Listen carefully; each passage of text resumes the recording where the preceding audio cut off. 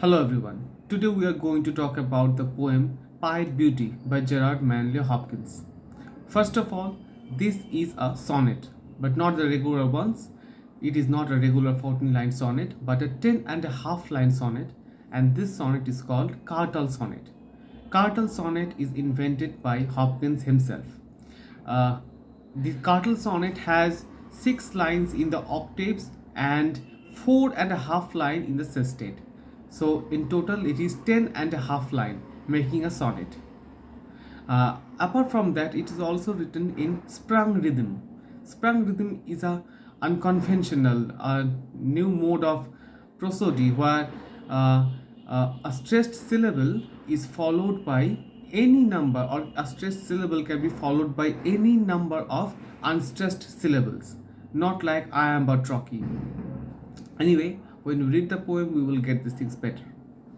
So, the first line goes in this way: Glory to be God for dappled things. Glory to be God for dappled things. Dappled means spotted. So it is God's glory that all the things are not in uniform color, but they are spotted. They has various colors into it. The creations of God has various colors into it. For skies of couple color as a brinded cow. So the sky has many colors. Not only it has only the blue color, but it is a mixture of colors, just like a brinded cow. Brinded means patches, small patches of brownish color. So as the skin of a cow often has some patches of brown over there, some spots of brown, just like in the same way the skin of a the skin of a cow, the sky is colored, spotted, dotted in the same way. This is weird, but these two metaphors, these two imageries, the poet is what I say, the poet is mixing these two imageries, the sky and the skin of a cow. For rose moles all in stipple upon trout that swim. Uh, Trout is a fish, and the skin of trout is in a is a color that is very much similar to a rose. It has a rosy complexion, and in that rosy complexion on its back, it has spots of black. And stipple means to paint with dots. So the poet is saying that the rose colored skin of trout is stippled, is dotted with black dots that swim in the river, that swim in the sea. Fresh-firecoal chestnut-falls. Fresh-firecoal chestnut.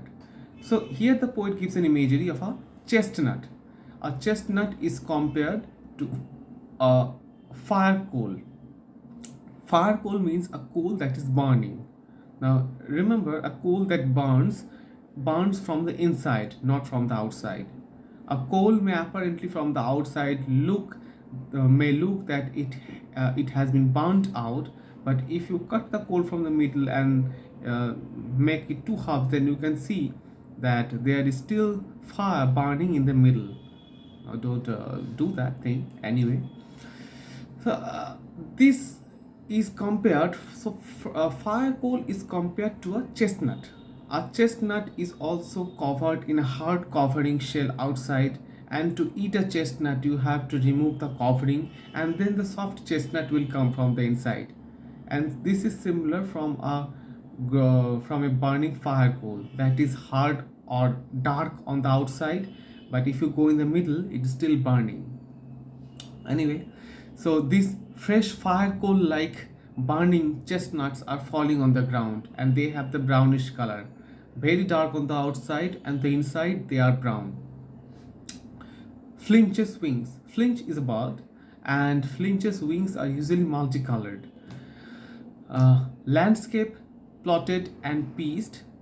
Landscape, if you suppose you are flying on an aeroplane and you are seeing from the above, then you can find that the land below is plotted, is pieced. A certain plot, a rectangle, a rectangle is of green color, a square is of yellow color, because some plants of yellow color is being planted there. So this is the poet. This is what the poet is trying to say. Landscapes are plotted, pieced, pieced into green, pieced into yellow, pieced into different colors, pieced for cultivation. When you separate a land, a plot of land from another, because some sort of grain is being grown over there, some sort of different grain is being grown on the other plot, that means you are separating, you are plotting plotting those two plots, you are plotting the big land into smaller plots. And this is what the poet is saying: the landscape is plotted and pieced, fold, fallow, and plough. So what are these things? Fold is a space where sheep are kept.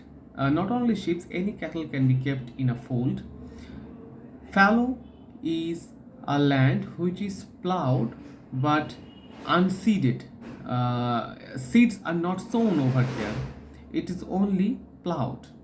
And plough is a land that has already been ploughed. Okay. And all trades their gear and tackle and trim. All trades their gear and tackle and trim. Scholars are of the opinion that this line refers to the boatmen, to the fishermen who goes into the sea to fish. And gear, tackle, and trim, these are all related to the art of fishing. Tackle is tackle is a rope winding machine. For example, if you have seen how fishermen fish, there is a small wheel which they turn about and the rope is winded, and that machine is called tackle. Trim is not cutting of hair and beard. Trim is a boatman's way of, or to say it properly, a boatman's way of sailing his boat, the art of driving his boat. It is a mechanism. The fishermen often trim their boat. That doesn't mean cutting the boat. It is a method of driving the boat on the water. So this line refers to the art of fishing, because boats of different color with different colors of sails over them, they fly around the sea, and it is altogether a spectacle to see different boats of different colors flying in a blue sea. And so what is the poet trying to say in these lines? That everything that God has created is being done in various colors. There is no single color. Various colors make each of these things stand out. Now let's come to the sestet. All things counter, original, spare, strange. Now all the things that God has created are different from one another. They counter each other. They are not unique. They are not same. Everything is different. Each and every creation is different. They are original. They are different from each other. They are counter. They are original. They are spare. Spare means, as if we say spare parts. That means standalone parts. So every creature that God has created stands on its own. They don't depend on anything. It has its particular way of living on earth. So they are spare. And it is altogether a strange thing to notice that all of these things are created, they are very much different from each other. And they are in so vast a number. And this is a strange. If you think that how so many things are created, then it will feel strange to you. So this is the meaning of the line. All things that are created, they counter each other. They are original, they are spare, they are unique, they can stand alone, they can sustain themselves, and altogether they are strange. Whatever is fickle, freckled. Fickle is what, if I say you are fickle minded, that means your mind doesn't stay at one place for a long time. So whatever is fickle, whatever dies, or whatever is not permanent, human beings, not only human beings, all animals are mortals. They are destined to die one day when their lifespan is complete. So all these living creatures that are being created, they will die, they are fickle, they are not permanent. And whatever is living, whatever is fickle is freckled. Freckled means spotted, dotted, having the different colors. As you see, girls have freckles over this position. Anyway, so here the poet writes in a bracket, who knows how? All things counter, originals pair are strange. Whatever is fickle, freckled, who knows how? Now the poet is amazed that how all these things are freckled. How is it possible that all these things that are created have so many colors in it, and whatever is living is always having different colors on its body? With now coming to the last two lines, with swift, slow, sour, with swift, slow, sweet, sour, adazzle, dim. So, with swift, slowly, and then again slow, with swift, slow, sweet, sour. Sweet and sour are very much opposite to each other. So the God is sometimes sweet, sometimes is sour, sometimes is dazzling, sometimes he's emitting light, and sometimes he is dim, in dim composure. He, that means the God, fathers forth.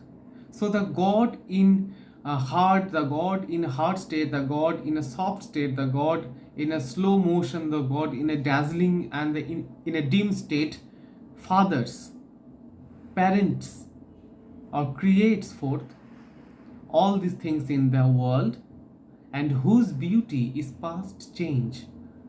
Praise him. That means God who has created all these beautiful things, his beauty cannot change. So praise him. So this is trying to say that in order to understand the beauty of God, you have to understand the beauty of the creations that he has made. If you understand the beauty of the creations, if you understand the beauty of his creations, then you got to acknowledge the beauty of him. In order to understand the beauty of God, you have to look at the beauty of all the creations. And the beauty lies in the piedness. The beauty is always pied, dappled, speckled, freckled, dotted with different colors, brinded. So, praise him because he is so beautiful at his creations. Now, the poet here uses not only the sprung rhythm, but there is a concept behind his poems, and this is known as the concept of inscape and instress. Inscape and instress. Inscape means the outward appearance, the outward beauty of everything. The outward appearance of everything.